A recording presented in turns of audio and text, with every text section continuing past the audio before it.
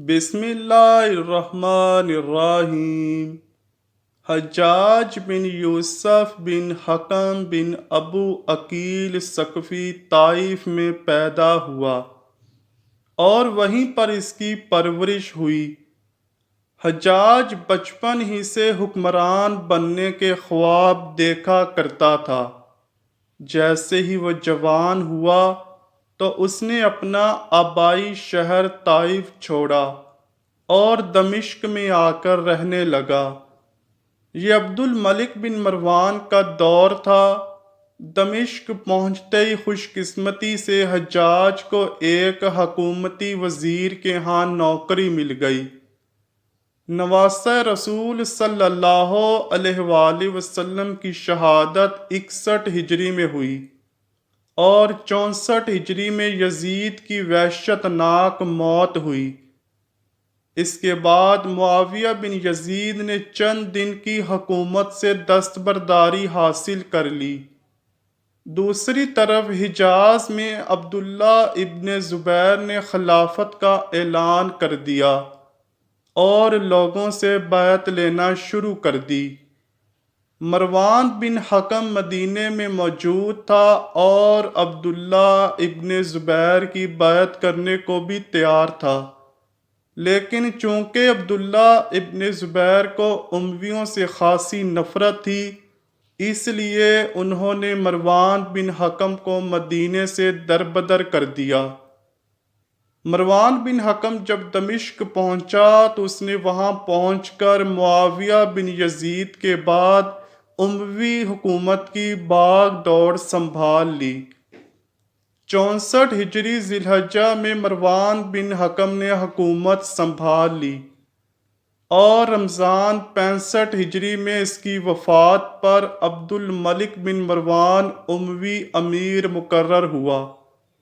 یہ وہ زمانہ ہے جب کہ مکہ معظمہ میں حضرت امام حسین کی شہادت کے بعد حضرت عبداللہ ابن زبیر نے خلافت کا دعویٰ کیا، تو دوسری جانب کوفہ میں مختار ثقفی قاتلان حسین سے بدلہ لینے کے لیے کھڑا ہوا اور بنی ہاشم سے ساز باز شروع کر دی۔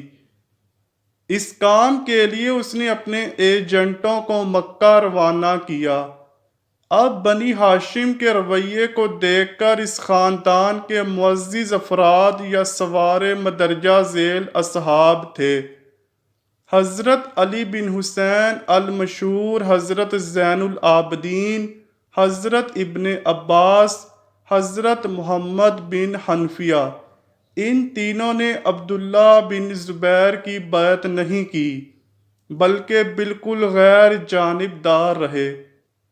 انہی دنوں اموی شہنشاہ عبد الملک بن مروان نے یہ محسوس کیا کہ اس کی فوج سستی کا شکار ہے اور کسی بھی طرح سے جنگ کے قابل نہیں رہی۔ چنانچہ وزیر کے کہنے پر حجاج کی صلاحیتوں کو دیکھتے ہوئے اسے اموی فوج کا کمانڈر تعینات کر دیا گیا۔ جلد ہی حجاج نے فوج کی ایسی تربیت کی کہ انہوں نے ایک سخت لڑائی کے بعد مصعب بن زبیر کی حکومت کو گرا دیا اور پورے عراق پر اب عبد الملک بن مروان کا قبضہ تھا۔ عراق میں جیسے حجاج نے ظالمانہ طور پر قتل و غارت کی تو عبد الملک بن مروان کو اندازہ ہو گیا کہ اب حجاج میرا وفادار ہے، اس سے کوئی بھی کام لیا جا سکتا ہے۔ 73 ہجری ذیقعد میں عبد الملک نے حجاج بن یوسف کو ابن زبیر کے مقابلے پر روانہ کیا۔ اس نے کعبے پر آتش زنی اور سنگ باری کی، یہاں تک کہ عبداللہ بن زبیر شہید ہوئے۔ ان کی لاش کو حجاج بن یوسف نے سولی پر لٹکا دیا اور وہ 3 دن تک لٹکی رہی۔ اس کے بعد حجاج بن یوسف نے حکم دیا کہ ابن زبیر کی والدہ اسماء بنت ابی بکر کو بالوں سے گھسیٹ کر میرے پاس لے آؤ۔ یہ سارا واقعہ صحیح مسلم کی حدیث نمبر 6496 اور ترمذی شریف میں 3944 پر درج ہے۔ جب سپاہی اسما بنت ابو بکر کو نہ لا سکے تو حجاج ان کے پاس خود غصے میں پہنچا، جہاں پر اسما بنت ابی بکر نے کہا، رسول اللہ صلی اللہ علیہ وآلہ وسلم نے فرمایا تھا کہ بنو ثقیف میں ایک کذاب اور سفاک شخص پیدا ہوگا۔ کذاب تو ہم نے دیکھ لیا اور سفاک تم ہو۔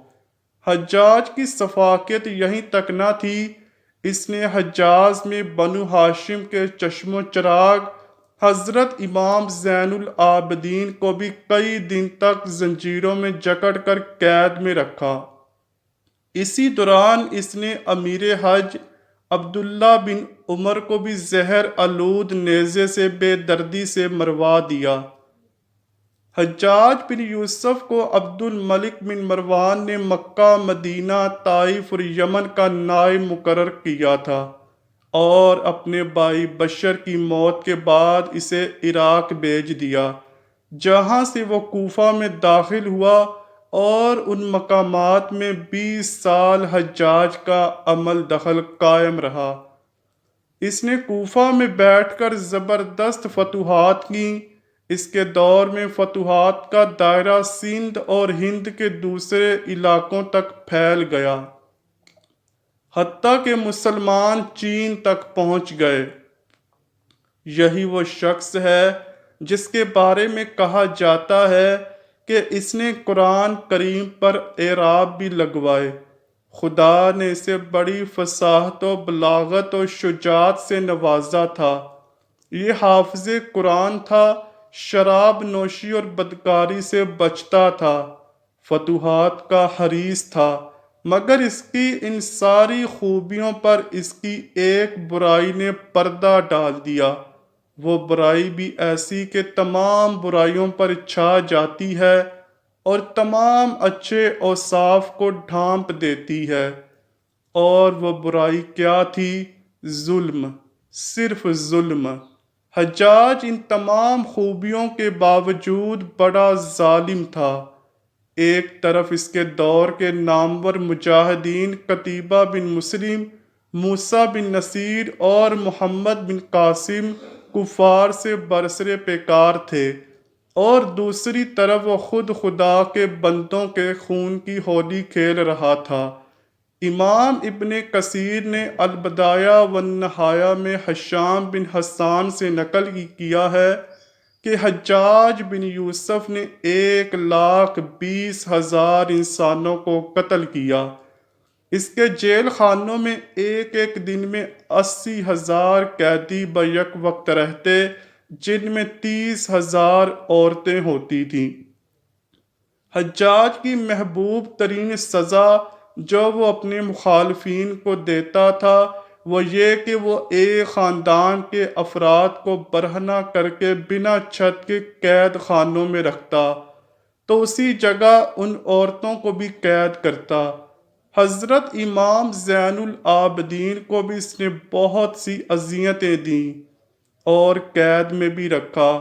کوئی بھی دن ایسا نہ تھا کہ حجاج کے دربار میں سید زادے کو سزا نہ دی جاتی ہو۔ وہ شہزادہ حضرت علی بن حسین امام زین العابدین کو گھنٹوں اپنے دربار میں کھڑا رکھتا۔ حجاج ایسا ظالم تھا کہ اکثر سادات پر کوڑے برسایا کرتا۔ دن میں ایک دفعہ کوڑے نہ مارتا تو اسے رات کو نیند نہ آتی۔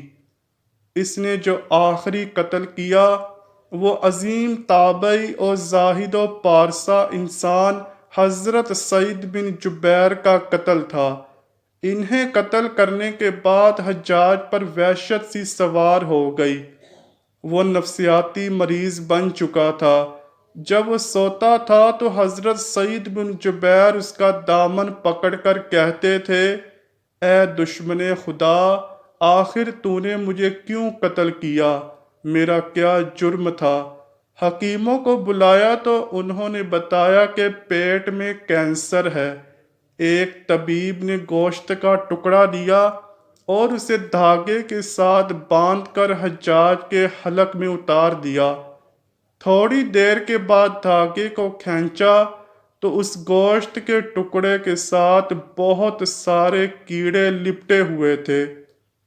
جب حجاج الٹی کرتا تو بہت سارے کیڑے باہر نکلتے تھے۔ حجاج جب مادی تدبیروں سے مایوس ہو گیا تو اس نے حضرت حسن بصری کو بلوایا اور ان سے دعا کی درخواست کی۔ وہ آئے، حجاج کی حالت دیکھ کر زار و کتار رونے لگے اور فرمانے لگے، پچھلی امتوں کے سب ظالم اکٹھے کر کے ایک پلڑے میں رکھ دیے جائیں اور ایک پلڑے میں تمہیں رکھ دیا جائے تو تمہارا پلڑا پھر بھی بھاری ہوگا۔ حجاج بن یوسف نے 70,000 لوگوں کو اپنے ہاتھ سے قتل کیا اور صحابی رسول صلی اللہ علیہ وآلہ وسلم کو کعبہ میں ذبح کیا۔ آل رسول صلی اللہ علیہ وآلہ وسلم پر بے پناہ ظلم ڈھائے۔ آخر وہ دن بھی آیا کہ جب حجاج کے پیٹ کے کیڑے اس کا پیٹ پھاڑ کر باہر نکل آئے اور اس کی موت واقع ہو گئی۔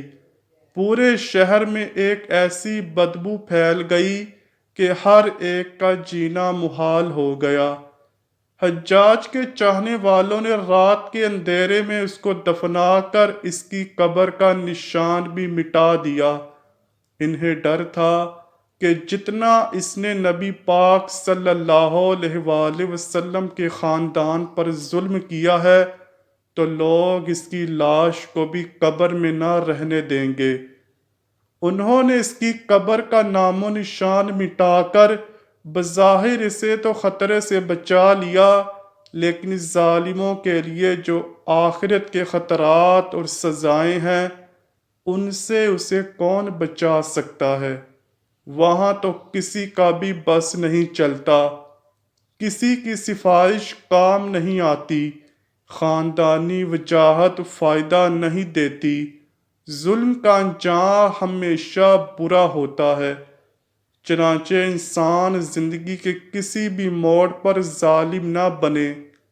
اللہ تعالی ہم سب کو ظلم سے دور رہنے کی توفیق عطا فرمائے اور ہمیں نبی پاک صلی اللہ علیہ وآلہ وسلم اور ان کی آل پاک سے سچی و پکی محبت عطا فرمائے۔ آمین یا رب العالمین۔ امید کرتا ہوں کہ آپ کو ویڈیو ضرور پسند آئی ہوگی۔ اگر ویڈیو پسند آئی ہے تو ویڈیو کو لائک کیجئے، شیئر کیجئے اور چینل کو لازمی سبسکرائب کیجئے۔ ملتے ہیں اگلی ویڈیو میں، تب تک کے لیے اللہ حافظ۔